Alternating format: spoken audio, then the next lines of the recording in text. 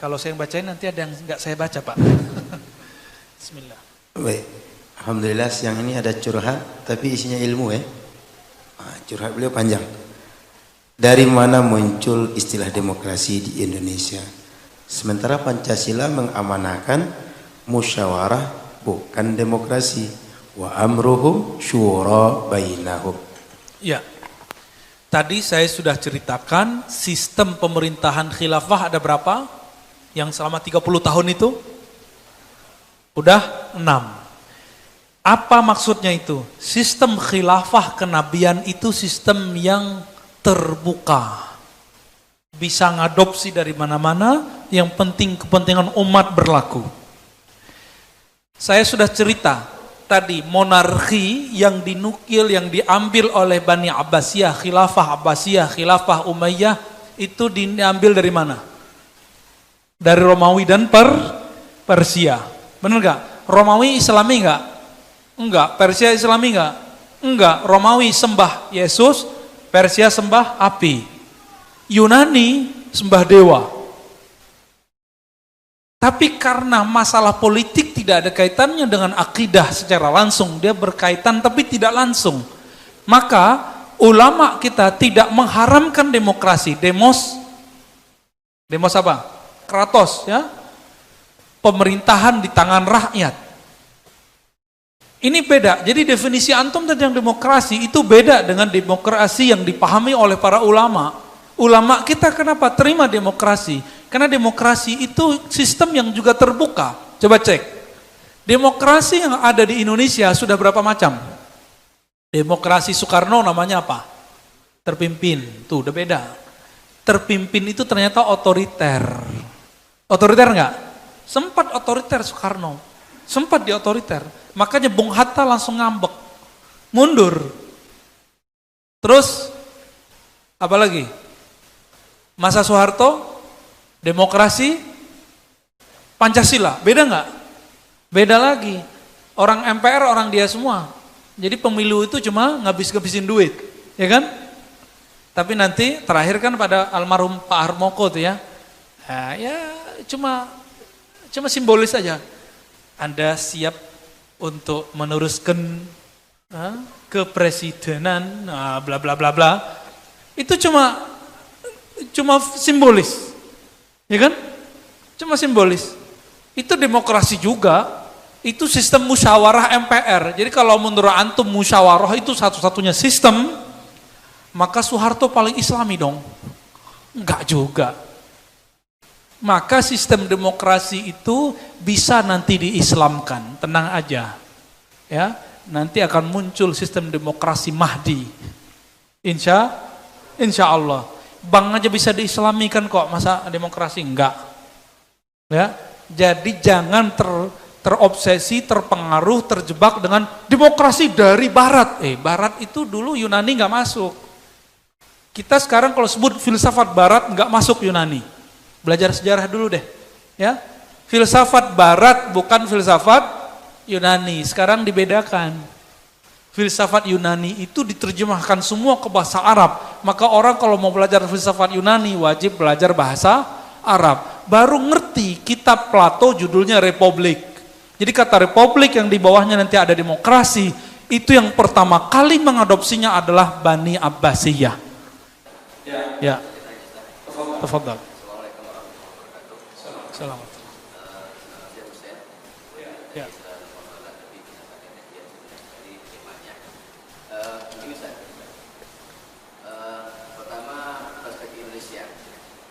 Oke. Itu mintanya saya. Oke. Yaitu dari mana datang demokrasi? Sementara Pancasila mengamanahkan adalah kerakyatan. Itu dipimpin oleh hikmah, permusyawaratan, perwakilan. Itu kalimat ulama. Rakyat itu ra'iyah. Bahasa Rasulullah, kullukum ra'in, mas'ulun an ra'iyah. Pemimpin itu ra'in. Dia harus dipimpin. Siapa pemimpin itu? Ini yang nggak ketemu. Dalam Pancasila itu pemimpin itu yang layak pemimpin itu yang diamanahkan Rasulullah seperti sosoknya Rasulullah itu hakim. Karena itu mesti oleh hikmah. Oke, langsung aja. Oke, langsung aja. Waktu kita pendek. Jadi yang belum ketemu kita itu sebenarnya kita selalu ini saya lihat, yang menjadi permasalahan adalah kita melenceng dari asas. Seperti Allah perintahkan amrun syura bainahum, musyawarah lah, bukan demokrasi. Saya tidak setuju itu demokrasi. Saya mau tanya ke antum, sistem perintah Nabi apa? Musyawarah ya Pak. Serius? Mana dalilnya? Itu amruhum. Amruhum itu siapa? Humnya siapa? Hum Nabi atau sahabat? Nabi atau sahabat? Orang banyak itu siapa? Hum al-musyrikun atau al-mu'minun? Tidak bisa begitu. Amruhum seluruhnya. Berarti kalau ada laisa alaihi amruna, semuanya. Dalam konteks ayat ini, wa amruhum syura bainahum, atas masalah yang muncul itu untuk menyelesaikan masalahnya adalah syura bainahum, musyawarah. Itu persoalan apa? Apakah di zaman Nabi turun sudah ada monarki, sudah ada demokrasi? Saya mau tanya. Oke, antum tanya demokrasi. Kita jawab. Ketika ayat itu turun, demokrasi sudah dipakai belum? Berarti ayat-ayat tadi tidak ada kaitan sama demokrasi. Demokrasi bukan sistem syura. Maka yang disebut di Pancasila juga bukan sistem demokrasi. Itu sistem terbuka. Karena ayat itu turun, tidak ada monarki, tidak ada demokrasi. Itu persoalan apa? Amruhum syura bainahum. Itu persoalan apa? Persoalan siasah kah, muamalah kah? Tapi kalau persoalan ibadah tidak ada syura. Tidak ada syura. Jadi tidak semua masalah. Antum tadi mengatakan semua masalah. Kita sekarang, kalau antum maksud syura yang mana? Khilafah Turki Utsmani, Khilafah Bani Abbasiyah, Khilafah Bani Umayyah. Bahkan Umar pun apakah pakai sistem syura? Itu pertanyaannya. Dan kalaupun syura, Utsman, Umar, itu syuranya di bagian apa? Bukan semua masalah. Jadi kita itu sering terjebak dengan istilah-istilah. Sering terjebak. Kita pakai ayat-ayat yang tidak berkaitan. Itu ayat antum pakai untuk Pancasila, itu cocok logi namanya. Coba cek syarah penjelasan Pancasila, apakah mereka nyebutin ayat itu? Enggak. Itu belum tentu dari ulama. Belum tentu dari ulama. Kalimat itu bisa juga jadi ulama karena penjelasannya belum ada. Oleh karena itu sebagian kawan-kawan kita memutuskan kalau begitu kita masuk ke sistem, tapi ternyata mereka terjebak juga dengan sistem. Itu problemnya. Jadi kalau antum bilang yang sesuai dengan Rasulullah, yang sesuai Rasulullah itu Nabi udah kabarkan bahwa itu tidak akan ada kecuali Imam Mahdi. Maka jangan pernah lagi berharap tinggi kepada sistem-sistem pemerintahan yang ada sekarang sampai Imam Mahdi itu turun. Nggak bisa pakai selebaran untuk menkhilafahkan orang. Tiba-tiba nanti semua orang udah sepakat kita pilih Imam Mahdi, nggak bisa begitu. Kita pilih satu khalifah. Itu ngayalnya Syekh Taqiyuddin Nabhani. Kan udah dikritik banyak ulama, tapi kita tidak mengkritik akidahnya. Saya belum ketemu yang aneh dari akidah Syekh Taqiyuddin, meskipun kawan-kawan kita mengatakan iya. Tapi dalam politik kita bisa beda kok. Gitu. Ceklah ya dalam tafsir Tobari, amruhum syura bainahum itu amruhum yang mana? Dan tafsir bil ma'thur. Kira-kira begitu ya. Baik. Tafadhal.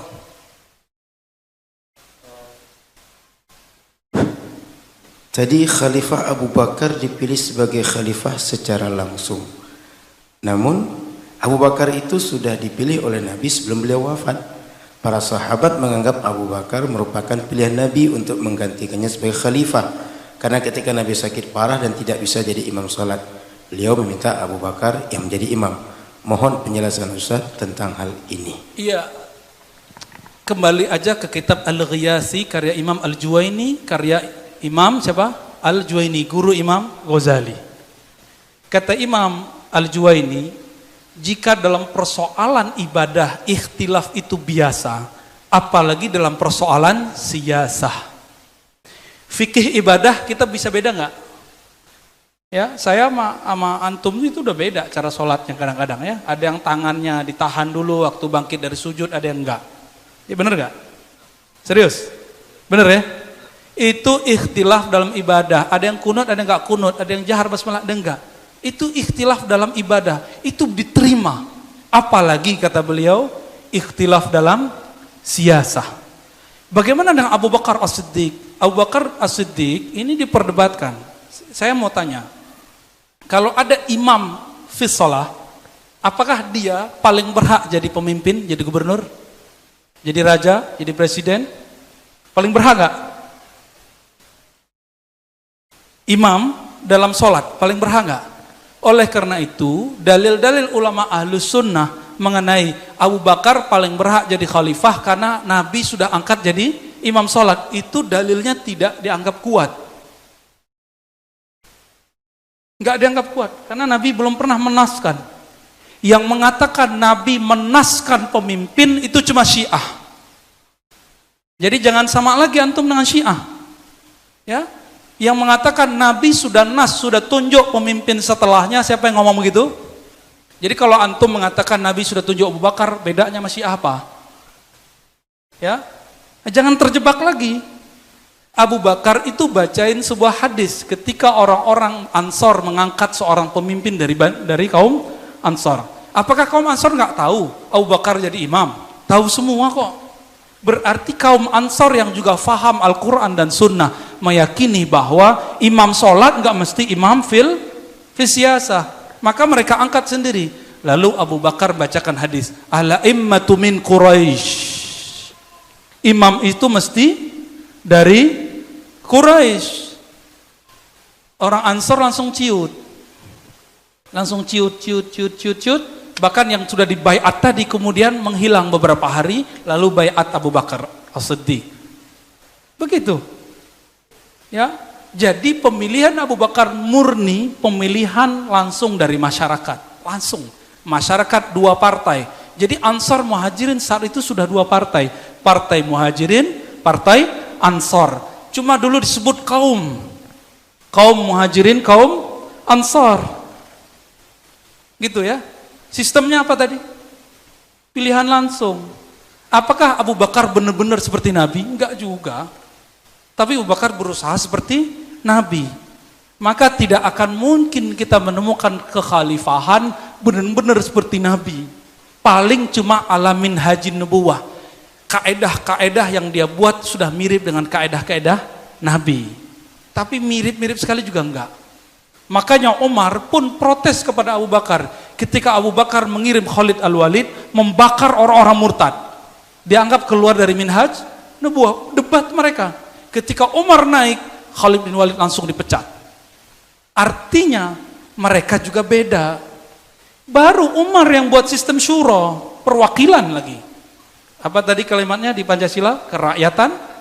Saya kalau masuk ASN kayaknya nggak lolos dan nggak hafal Pancasila soalnya. Karena bertahun-tahun mengatakan Pancasila itu tauhid. Saya lebih dari 10 tahun mengatakan itu. Pancasila itu tauhid. Waktu sekolah saya nggak pernah hormat kecuali waktu sanawiyah. Waktu SD. Pas udah aliyah saya nggak pernah hormat ke bendera. Saksinya teman-teman saya sendiri. Ya, nggak pernah hormat. Padahal kita di depan. Karena saya bilang ini tauhid. Orang bilang Pancasila, saya subhanallah aja, subhanallah. Karena nggak ngerti sejarahnya. Sampai kemudian saya benci kepada Soekarno dan Hatta. Karena dianggap pengkhianat piagam Jakarta. Nah ini jadi curhat lagi dia. Ya. Lalu sampai ketemu buku Prof. Dr. Endang. Ya, Endang ini anak Isa Al-Ansori apa Saifuddin Ansori ya, saya lupa. Itu anak dari pejuang yang dia kemudian ceritakan proses piagam Jakarta yang sebenarnya dan lalu kemudian saya terjemahkan ke bahasa Arab. Itu masuk dulu ke Kementerian Agama ya tahun-tahun 2010. Itu saya timnya dan saya nerjemahin dari awal sampai akhir, tapi ketua timnya yang dapat nama saya udah nggak ada di situ. Ya. Jahat juga mereka itu ya. Jadi itu terjemahan saya itu ya. Tapi waktu itu terjemahannya masih jelek, jadi syukurlah nama saya nggak masuk. Saat itu saya kemudian berpikir, ya Allah, ternyata Soekarno tidak seperti yang kita bayangkan. Soekarno ketika dekret presiden menyatakan Pancasila dimaknai dengan piagam Jakarta, kembali kepada syariat Islam. Sudah kembali, sudah. Semenjak saat itu saya tobat berhari-hari karena sudah menghujat Soekarno bertahun-tahun. Gak tahu Allah ampuni atau tidak ya. Jadi ini jangan terlalu inilah ya. Jangan terlalu putus asa lah. Kita masih sedang berjuang kok ya. Masih sedang berjuang. Gitu teman-teman semua. Afwan ya kalau aneh suaranya meninggi karena antum nanyanya meninggi juga. Ya. Apakah demokrasi itu tidak akan membuat umat Islam terpecah-pecah? Karena demokrasi partai. Masalah pecah-pecah itu bukan demokrasi, tapi Nabi berdoa. Ketika Nabi berdoa, ya Rob, jangan buat umatku mati kelaparan. Amin. Yang kedua, ya Allah jangan buat umatku mati tenggelam. Amin. Tapi gila ketiga, ya Allah jangan pecah belahkan umatku.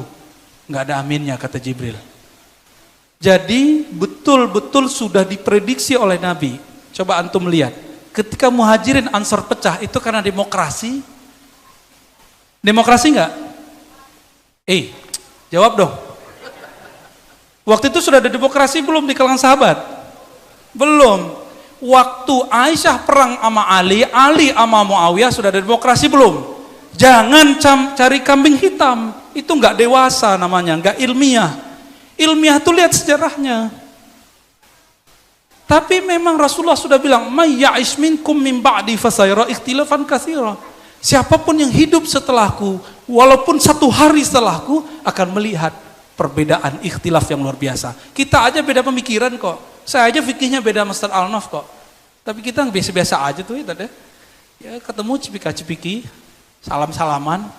Kita sama-sama tahu, sama-sama mengerti perbedaan. Jadi ternyata perbedaan itu akan jadi musibah kalau kita tidak mau mengerti perbedaan orang itu. Kalau sudah sama-sama mengerti ya kita baik-baik lagi. Orang dalam fikih ibadah aja bisa beda, masa antum dalam siasah kemudian main hujat-hujatan, ya? Janganlah.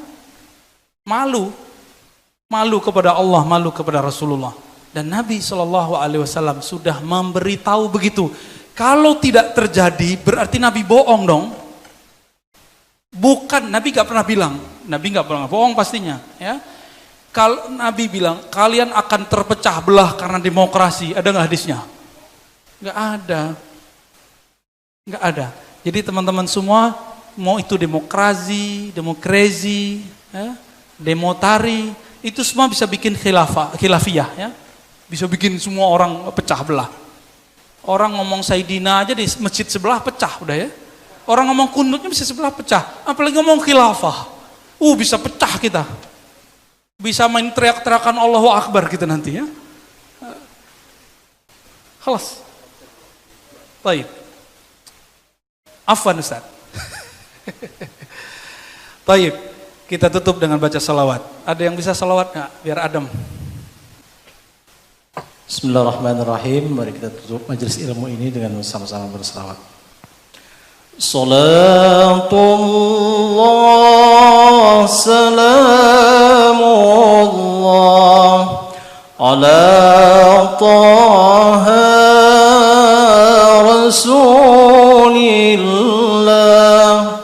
Salatullah salamullah ala yasin habibillah. Salatullah salam